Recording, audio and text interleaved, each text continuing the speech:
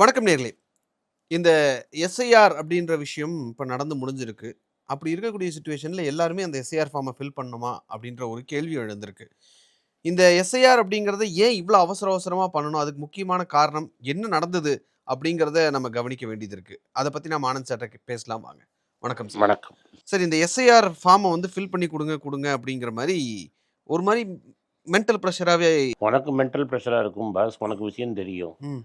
நீ ரோட்ல போய் கேளு 10 பேர்ல 5 பேருக்கு இந்த எஸ்ஐஆர் நடக்குதுன்னே தெரியாது. இதுல 2 விஷயம் சார். ம். 1 வந்து ம். இத ஃபில் பண்றது ஒரு ஒரு கஷ்டமான விஷயமா இருக்கு. ம். 2வது நீ ஃபில் பண்ணிட்டியான்னு நீங்க வந்து கன்டினியூஸா ஃபாலோ நான் பண்றீங்க. கேட்கிறேன் உன்ன. நீங்க அததான் சொல்றேன். நீங்க ஃபாலோ பண்றீங்க என்ன.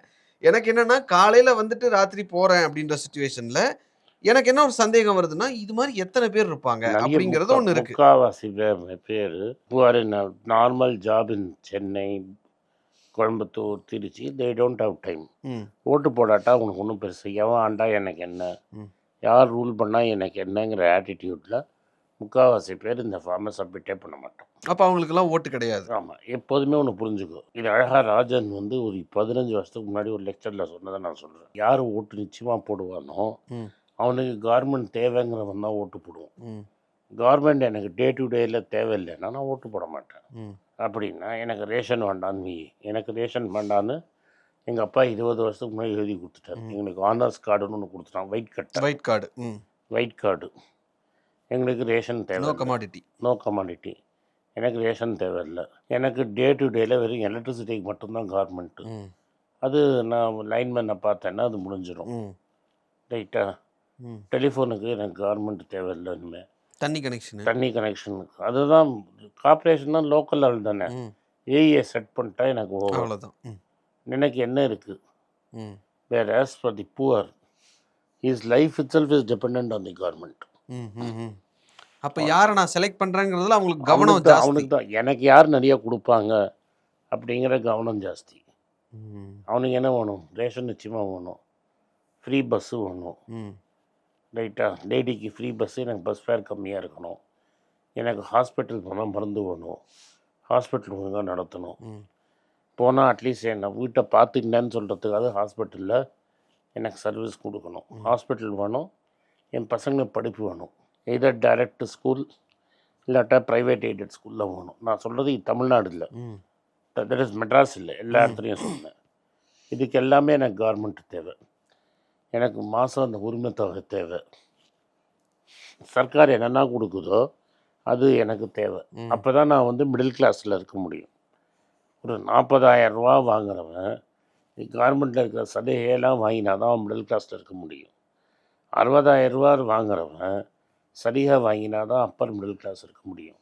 சலுகை வேண்டான்னா அவன் திரும்பி இறங்கிடுவான் லோவர் மிடில் கிளாஸுக்கு. ஸோ இந்த சலுகை படுறவங்க தான் ஓட்டு போடுவாங்க. இல்லாட்டா என்ன மாதிரி கிறுக்கங்கள் ஓட்டு போடுவாங்க. இல்லாட்டா இப்போ மற்ற என் குரூப்பில் இருக்கிறவங்க ஓட்டு போட்டால் எனக்கு என்ன, ஓட்டு போடாட்டா எனக்கு என்ன அப்படின்னு போயிடுவான். ஓகே.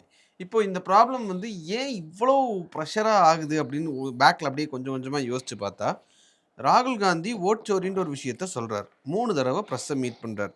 சரி, நீங்க வந்து நெறைய வந்து அடிஷன் பண்ணிட்டோம் அப்படிங்கிற ஒரு பிரச்சனையும் நீங்க சொல்றீங்க. சரி, ஸ்பெஷல் இன்டென்சிவ் ரிவிஷன் கொண்டு வருவோம். நீங்கள் ராகுல் காந்தியோட இதை பார்க்கவே இல்லை. ம். அவர் என்ன சொன்னார்? Addition deletion. டெலிஷன். எஸ். அதையும் சொன்னாரு. ஆமாம். கரெக்ட். இப்போ டிலீட் பண்ணுறதுக்கு அடிட் பண்ணிகிட்டே இருப்போம் ஒரு ம். சைடில். ஸ்பெஷல் இன்டென்சிவ் ரிவிஷனில் சரிலாம் பார்க்கணும். இது இப்போ யார் பிஎல்ஓ தானே போடுறான். ம். பிஎல்ஓக்கு மேலே இருக்கிற ஒரு 100 லிஸ்ட் ஆட் பண்ண உனக்கு எப்படி தெரியும்? அதுதான் சார். அதனால ராகுல் காந்தி இந்த என்ன பிரச்சனைய ஆரம்பிச்சது யாரு? இல்லை பிரச்சனை இல்லை, பிரச்சனையை இத ஆரம்பிச்சது எக்ஸ்போஸ் பண்றீங்க நீங்க. பிரச்சனை எப்போ தெரியுமா ஆரம்பிச்சது?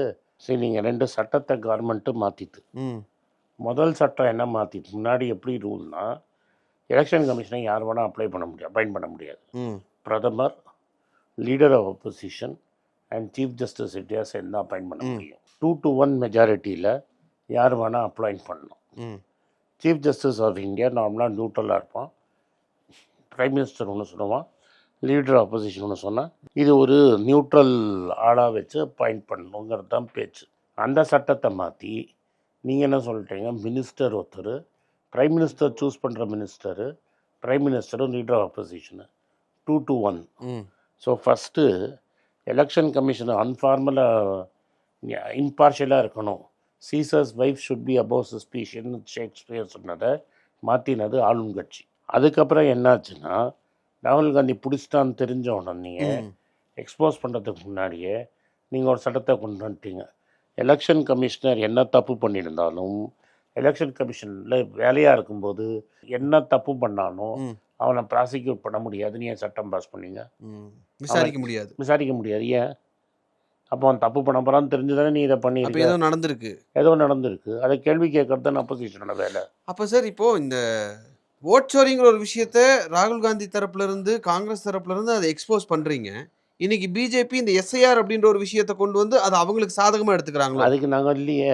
ராகுல் காந்தி நேற்று பார்லிமெண்ட் என்ன கேட்டான், நீ பண்ணு எஸ்ஐஆர் எலெக்ஷனுக்கு ஒரு மாதத்துக்கு முன்னாடி மிஷின் ரீடபிள் ஃபார்மேட்டில் எனக்கு எலக்டோரல் ரோல் கொடுத்துரு, நான் பார்த்துக்கிறேன், நீ எல்லாம் பண்ணு, உன்னை எஸ்ஐஆர் பண்ணுன்னே நான் பண்ணாதான் வேண்டானே சொல்லலை. நீ பண்ணு ராஜா, உன்னால என்ன பண்ண முடியும் பண்ணிக்கோ. எலெக்ஷன் அனௌன்ஸ் பண்ணுறதுக்கு 30 நாள் முன்னாடி எனக்கு இது கொடு, ஓட்டர் லிஸ்ட்டோடது. ஆமாம், வித் மிஷின் ரீடபிள். என்னால் வந்து நீ பண்ணுறது டைம் இல்லை. நீ என்ன 1 மந்த் வேணுன்ட்டு ஏன் மிஷின் ரீடபிள் அவாய்ட் பண்ணுறாரு? வை ஈஸி அவாய்டிங் மிஷின் ரீடபிள்? என்ன பண்ணணும்னா என்கிட்ட சாஃப்ட்வேர் இருக்கும். யார் நான் சாஃப்ட் காப்பியாகவே கொடுத்துட்டு போகலாம். கொடுத்தானா நான் எனக்கு கம்ப்யூட்டர் 1 ஹவரில் எனக்கு சொல்லிடும் யார் இருக்கான் யார் இல்லைன்னு. ஓகே சார், அப்போது இந்த விஷயத்தை வந்து மீடியாஸ் ஏன் பெருசாக எடுத்துக்கலன்னு நீங்கள் நினைக்கிறீங்க? எந்த மீடியா இருக்குது? எங்கே மீடியா இருக்குது? நேஷ்னல் மீடியா எங்கே இருக்குது? இதை வந்து பண்ணணும்னா உனக்கு வந்து ஆல் இண்டியா இருக்கிற மீடியா ஒன்று இருக்கும். ஆல் இண்டியா மீடியாவுக்கு இன்றைக்கி ரெவென்யூ மாடல் உடஞ்சி போயிடுச்சு. அட்வர்டைஸ்மெண்ட் யாரும் போடுறதில்ல, எல்லோரும் யூடியூப்பில் போயிட்டீங்க. ஸோ மீடியாவுக்கு அட்வர்டைஸ்மெண்ட்டே போயிடுச்சு. மீடியா சப்ஸ்கிரிப்ஷனில் ஓடாது. பேப்பர் கொடுத்து நியூஸ் படினா ஒன்றும் படிக்க மாட்டான். எல்லோரும் வந்து ஃப்ரீயாக நியூஸ் போகணுங்கிறதுக்கு போயிட்டான். இன்றைக்கி கவர்மெண்ட் தான் பெரிய அட்வர்டைசர். கவர்மெண்ட் சொன்னதை தான் சொல்லுவான். இல்லாட்டா எப்படி பேசுவான்? இல்லாட்டா அவனுக்கு அட்வர்டைஸ்மெண்ட் வர அடுத்த நாள் படுத்துக்க வேண்டியதான். ஓகே. ஸோ மீடியாலேயே ஹிரேன் ஜோஷின்னு ஒருத்தர் இருந்தார், 3rd மோஸ்ட் பவர்ஃபுல் மேன் இந்த கவர்மெண்ட். நீங்கள் டைப் பண்ணிங்கன்னா எல்லா நியூஸும் வந்துடும். 4 நாள் போன வாரம் அவரை கவர்மெண்ட்லேருந்து வெளில தள்ளிட்டாங்க, அதை பற்றி பேசவே மாட்டேங்க. ஹிரேன் ஜோஷி தான் வாட்ஸ்அப் மூலமாக என்ன ஹெட்லைன்ஸ் வரணுன்னே டிசைட் பண்ணுவார். ஒரு சர்க்கார் தான் வந்து நீங்கள் என்ன ஹெட்லைன்ஸ் வரும் அப்படிங்கிறத நீங்கள் நிர்ணயிக்க போகிறீங்கன்னா எங்கேருந்து மீடியா வேலை செய்யும்? ரைட். இப்போது இந்த எஸ்ஐஆரை பொறுத்த வரைக்கும் சார், நேம் டெலிஷன் தான் அதிகமாகுது, அடிஷன் குறைவாக இருக்குது அப்படின்னு நீ நினைக்கிற. டிராஃப்ட் போட்டால் தானே தெரியும். இப்போ என் பேர் அதில் ஆட் ஆகலை சார், நான் கொடுக்கல, ஆட் ஆகலை. அதுக்கானது என்ன உண்டோ நான் டைம் இருக்குது பார்த்துக்கிட்டு இருக்கேன். பல்லடத்தில் போட்டேன்னா அதை டிலீட். அதான் அதுக்கானது நான் பார்த்துக்கிட்டு இருக்கேன். இன்னும் ஆனால் நீ கேர்லெஸ்ஸாக இருந்தால் என்ன ஆகுமா? பல்லடத்தில் டிலீட் ஆகி இங்கே ஆட் ஆகாது. அதுதான் ஐடியாவே. அதை தான் நான் சொல்ல வரேன். அதே தான் ஐடியாவே. அடிஷன் குறைஞ்சு டெலிஷன் இன்க்ரீஸ் ஆகும். இதே நீ வந்து அவனுக்கு ஓட்டு போடுற குரூப்பாக இருந்தேன்னா ஒன்று அவன் துரத்தி பிடிச்சி பண்ணிடுவான். இப்போ நாங்கள் என்ன கண்டுபிடிச்சிருக்கோம்னா, வெளி மாநிலத்தில் ஒரு கும்பலே இருக்குது. அவங்க வந்து அந்தந்த ஊரில் ஓட்டு போடுறாங்க. இப்போ தமிழ்நாட்டில் வந்து நார்த் இந்தியன் லேபர் ஜாஸ்தி ஆயிடுச்சு. அந்த நார்த் இந்தியன் லேபருக்குலாம் இப்போ ஓட்டர் ரைட்டு கொடுக்க வேண்டியது அவங்க உரிமை. பட் அவன் மட்டும் இல்லாமல் அந்த பேரில் நான் ஒரு 50,000 பேர் இறக்கிட்டு அந்த ஆளே இல்லைன்னா அந்த டிராஃப்ட் லிஸ்ட்டில் அவன் இருக்கானா இல்லையான்னு எனக்கு எப்படி தெரியும்? ஸோ அந்த டிராஃப்ட் லிஸ்ட்டை மிஷின் ரீடபிள் ஃபார்மேட்டில் கொடு. நீ 234 தொகுதிக்கு கொடுத்தேன்னா, நீ எனக்கு February 14th ஆரம்பித்தேன்னா எலெக்ஷனுக்கு முன்னாடி நான் எங்கே பார்க்குறேன்? February 14 தான் ஃபைனல் இதுன்னு சொல்லி. ஆமாம், மார்ச் ஏப்ரலில் எலெக்ஷன் வந்துடும். அப்புறம் எப்படி சொல்கிறேன்? அப்போ இந்த விஷயத்துலையுமே வந்து காங்கிரஸ் கேட்டதை செய்ய மாட்டாங்கன்றது இப்போவே உறுதியாக இருக்குது. டெஃபினட்டாக பண்ண மாட்டாங்க. எப்படி என்னைக்கு செஞ்சுருக்காங்க? அப்போ நீங்கள் அதுக்கான நடவடிக்கைங்கிறது இப்போ இருந்தே எடுக்கணும்ல சார்? நான் என்ன பண்ண முடியும்? ஏதோ நாங்கள் எடுக்கணும்னா உங்கள் ஓட்டு நீங்கள் தான் எடுக்கணும். மக்கள் முயற்சிக்கலைன்னா என்றைக்கா ஒரு நாளைக்கு முயற்சிப்பீங்க. அன்றைக்கி முயற்சி அன்றைக்கி வந்து எந்த அத்தாரிட்டேரியன் ரெஜிமும் பர்மனெண்ட்டாக இருந்ததாக சரித்திரமே கிடையாது.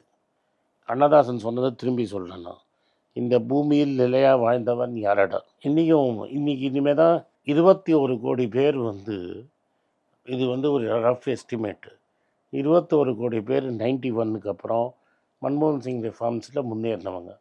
அதில் எங்கள் கம்யூனிட்டி மேக்ஸிமம்.